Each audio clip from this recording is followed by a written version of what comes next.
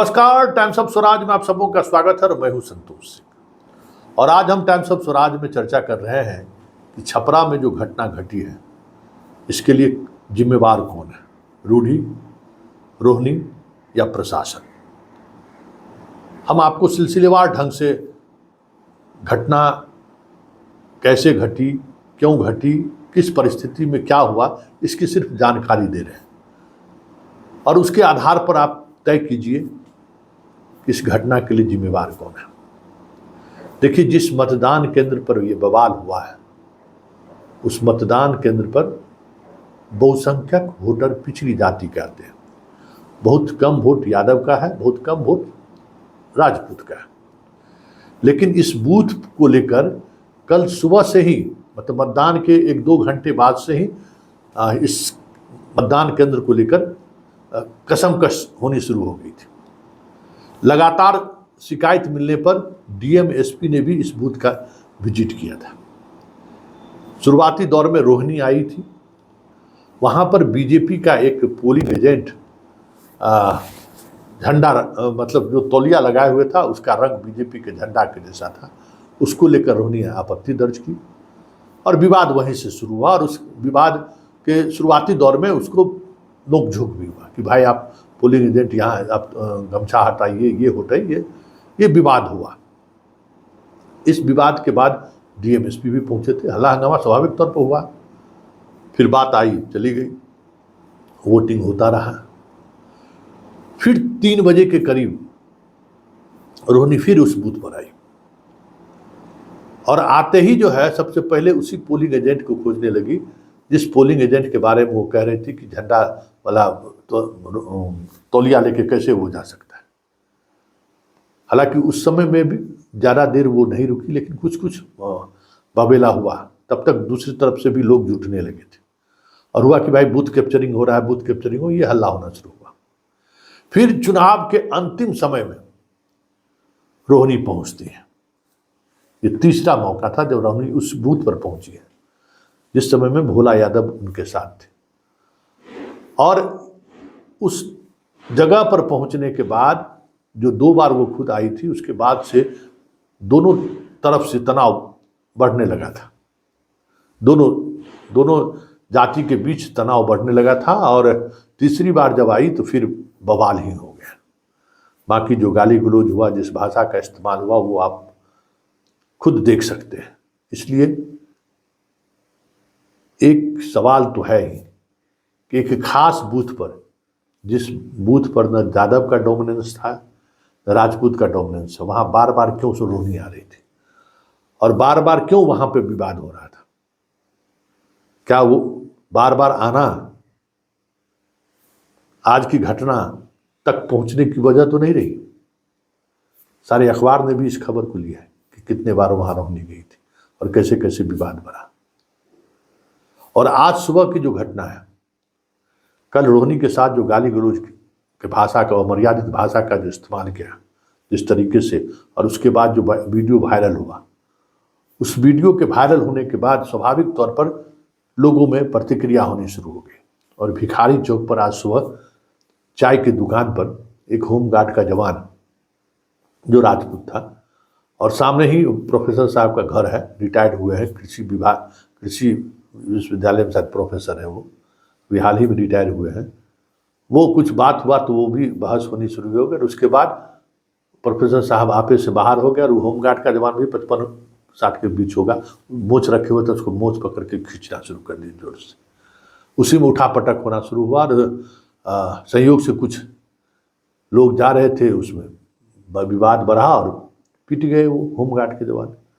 और होमगार्ड के जवान पिटने के बाद हल्ला शुरू हुआ, लोग दोनों तरफ से आने लगे। उसके बाद रोड़ाबाजी शुरू हुई और रोड़ाबाजी शुरू हुई तो फिर मूव, वहाँ आपको बता दें कि वहाँ राजपूत की बहुत बड़ी आबादी नहीं है, चारों तरफ यादवों की बहुत बड़ी आबादी है। आप जो छपरा में है उनसे आप इस बात की तहकीकात कर सकते हैं। और स्वाभाविक तौर पर रोहिणी के साथ जो घटना घटी थी उसको लेकर आक्रोश था। तो यंग जनरेशन के लोग जिनके हाथ में जो लगा वो आगे बढ़ने लगे, राजपूत के मोहल्ले की तरफ, गांव की तरफ बढ़ने लगे और फिर गोली चली और उस गोली चलने के दौरान मौत हुई है। तो जिम्मेवार कौन है वो आप तय कर सकते हैं। उसके अलावा भोला यादव को लेकर आपत्ति दर्ज की जा रही है कि भोला यादव कैसे वहां मौजूद थे। जदयू ने भी सवाल खड़े किए कि भोला यादव वहां कैसे मौजूद थे, वो इलेक्शन एजेंट था रोहिणी आचार्य का, अगर ऐसा है तो फिर वो रह सकता है। बात लाइसेंसी हथियार से गोली चलाने की हो रही है, तो सवाल यह है कि इलेक्शन के दौरान लाइसेंसी हथियार आप रख कैसे सकते हैं, और अगर ये बात सत्य है कि लाइसेंसी हथियार से का इस्तेमाल हुआ है तो फिर तो वहाँ के थानेदार और BDO पर तो कार्रवाई होनी चाहिए। और तीसरी और सबसे महत्वपूर्ण बात, जिम्मेवारी की बात करें कि कल शाम में इस तरीके की घटना घटी और इतना तनाव हुआ, और छपरा में जिस तरीके की का माहौल रहा है, पहले हर किसी को पता है कि छपरा में इस तरीके का माहौल उत्पन्न हो सकता है, कभी भी हो सकता है, क्योंकि दोनों बराबरी की लड़ाई लड़ते रहता है। राजपूत और यादवों के बीच समन्वय बनाना बड़ा मुश्किल होता था, मुश्किल है भी। तो इसके बावजूद भी पुलिस फोर्स वहाँ पर क्यों नहीं डिप्लॉयड था? प्रशासन को वहाँ पे एहतियातन कार्रवाई रात भर करनी चाहिए थी। जिसने भी रोहिणी आचार्य को गाली गलौज किया उसकी गिरफ्तारी होनी चाहिए थी, FIR दर्ज होना चाहिए था। उस मतदान केंद्र पर जो कुछ भी घटनाएं घटी थी उसको लेकर पुलिस को तत्परता दिखाते हुए कार्रवाई करनी चाहिए थी, लेकिन पुलिस कार्रवाई करने के बजाय चुप रही। तो कहीं न कहीं इस घटना के लिए पुलिस प्रशासन भी कम जिम्मेवार नहीं है। लेकिन इन सबसे इतर जिन बातों को समझने की जरूरत है, जिसके तरफ हम इंगित कर रहे थे कि जिस नैरेटिव को सेट करने के लिए मोदी और शाह और नीतीश चुनाव की शुरुआत के पहले चरण से ही लगे हुए थे, वो नैरेटिव सेट ना हो, इसलिए तेजस्वी ने इस तरीके का भाषण दिया। अब भाषण नहीं मतलब प्रतिक्रिया व्यक्त की, जिसको लेकर यादव के यूथ जो है तेजस्वी पर को ही गाली गलौज कर रहे हैं। लेकिन सवाल है कि सत्ता में बने रहने के लिए, सत्ता में कैसे हासिल करें, इसके लिए जो चीज़ें होनी चाहिए वो पप्पू यादव के बयान से समझा जा सकता है। तो जरा तेजस्वी के बयान सुनिए, उसके बाद पप्पू यादव का बयान सुनिए, और फिर रोहिणी का बयान सुनिए, मतलब किस तरीके की रोहिणी बयान दे रही है। और आने वाले समय में लालू परिवार को लेकर बड़ी बात है। देखिए, भाषाई मर्यादा बहुत ज़रूरी है। जिस भाषाई मर्यादा की टूटने की वजह से, या जिस भाषाई मर्यादा की वजह से बिहार की राजनीति में यादव टारगेटेड हुआ, ये लोग पूरे भाजपा वाले लोग डरे हुए, लोकतंत्र की हत्या की जा रही है। हमें न्याय चाहिए। हमारे 3 कार्यकर्ता को गोली मारी गई है, जिनमें से 2 की मौत हो गई है, तो हमें न्याय चाहिए। ये सब भाजपा वाले गुंडे हैं, उनको सबक मिलना चाहिए, उनके ऊपर FIR होना चाहिए। प्रशासन से हमारी मांग है कि इन सबको गुंडों को पकड़ करके जेल में डालना चाहिए। इनके ऊपर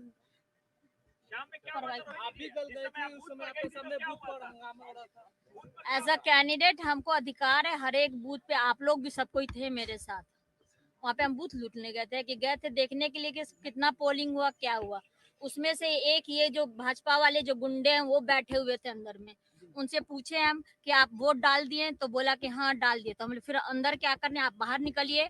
उसी पे ये लोग भद्दी भद्दी मुझे गालियां दी गई है। उसके बाद से ये लोग पत्थर, बांस और डंडा लेकर के मेरे ऊपर जानलेवा हमला हुआ है। और उसके बाद से मेरे कार्यकर्ता को आज सुबह सुबह मार दिया गया है। चोट नहीं लगी, लेकिन भद्दी भद्दी, कोई बेटी को भद्दी भद्दी गाली देगा? कौन दिया उनको अधिकारी? भाजपा वाले गुंडे को। हताशा में है क्या? कौन हताशा में रहेगा? भाजपा वाले हताशा में है। ये देखिए क्या कर रहे हैं ये लोग, गुंडागर्दी पे आ गए हैं, बदनाम कर रहे हैं गोदी मीडिया में। कल से भाजपा के सारे तो निकल गया ना, डिटेल जाके पता करवाइए। चुनाव में हिंसा की कोई जगह होनी नहीं चाहिए। प्रशासन के लोगों से हमारी बात भी हुई है, और जो आज सुबह घटना हुई है, शायद सुनने में आ रहा 2 लोगों की गिरफ्तारी हुई है, 2 लोग फरार हैं। और प्रशासन के लोगों ने मुझको आश्वस्त किया है कि शाम तक जो बाकी के 2 लोग हैं उनको भी पकड़ लिया जाएगा। कुछ लोग हैं ऐसे जो हार की बौखलाहट से इस तरह का काम होता है, लेकिन चुनाव में इस तरह के लिए कोई जगह नहीं है। और प्रशासन को, लोगों को इस बात को देखना चाहिए। कल रोहिणी जी जिस बूथ पर गई थी वहां पर ये जो वीडियो आया है उसमें साफ दिख रहा है कि बीजेपी के कार्यकर्ता वहां पर या जो समर्थक थे वो लोग वोट कर रहे थे। अब हम चेचर गए थे तो वहाँ भी लोग हूट कर रहे थे, तो इसका मायना आप समझ सकते हैं। क्या लगता है ये जानबूझ करके ये हिंसा हम जब पहली बार चुनाव लड़ रहे थे तो हम भी गए थे, तो बीजेपी के समर्थक हूट कर रहे थे उनके बूथ पे।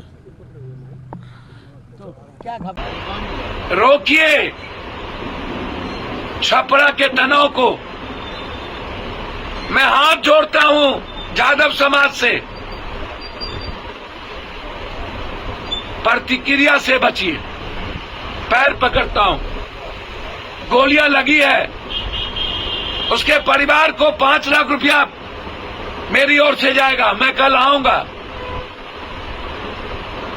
लेकिन जौहरी नहीं है कि कानून काम करेगी। 302 ट्रायल होगा, हम समाज के साथ मरते दम तक खड़े रहेंगे, लेकिन विभाजनकारी तरीके से नहीं। जो भी कमजोर समाज के लोग हैं वहां, जो डरे हैं, उसे डरने की जरूरत नहीं है। समाज के साथ मरते दम तक खड़े रहेंगे, लेकिन विभाजनकारी तरीके से नहीं। जो भी कमजोर समाज के लोग हैं वहां, जो डरे हैं, उसे डरने की जरूरत नहीं है। लोकतांत्रिक तरीके से हम विरोध करेंगे, हम धरना प्रदर्शन करेंगे, लेकिन बदले की भावना से काम नहीं करेंगे। तो आपने सुना, लेकिन पप्पू यादव ने जो कहा है, उन बातों को सोचने और समझने की जरूरत है, क्योंकि पप्पू यादव ने इस बार चुनाव लड़कर देख लिया, महसूस कर लिया कि ये जो यादव का जो अतिवादी राजनीति है ना, अतिवादी व्यवहार है, उससे कितना नुकसान हो रहा है यादवों में प्रत्याशी को, या फिर बिहार की राजनीति में यादव पॉलिटिक्स कितना पीछे चला गया है। शायद हमें लगता है कि पप्पू यादव का वही दर्द को उसने बयां किया है, लेकिन उस दर्द के सहारे बिहार की राजनीति को भी उन्होंने बेहतर तरीके से साधने की कोशिश की है। जिम्मेवार जो भी हो, चलते चलते एक बात हम जरूर कह के जाएंगे, इसके लिए जिम्मेवार जो भी हो, लेकिन इतना तय है कि छपरा की घटना ने बिहार की राजनीति को इस तरीके से प्रभावित करेगा जो शायद तेजस्वी और पप्पू यादव को छोड़कर तीसरा व्यक्ति सोच नहीं पा रहा होगा। ये दोनों को समझ में आ रहा है कि अब पहले वाली बात नहीं है कि पिछड़ा मतलब सारे पिछड़ा पूरी तौर पर टूट चुका है, और अब पिछड़ा और सवर्ण में भी वो चीज़ें नहीं रही हैं जिन चीज़ों को आप एक नया रंग दे सकते हैं। इसलिए ये जो घटना घटी है, उस घटना का आने वाले 2 चरणों के चुनाव पर प्रभाव पड़ेगा और खेला होगा। कोई इसको नकार रहा है तो वो चीज़ें धीरे धीरे जो टेम्परामेंट जो बढ़ रहा है, उस टेम्परामेंट से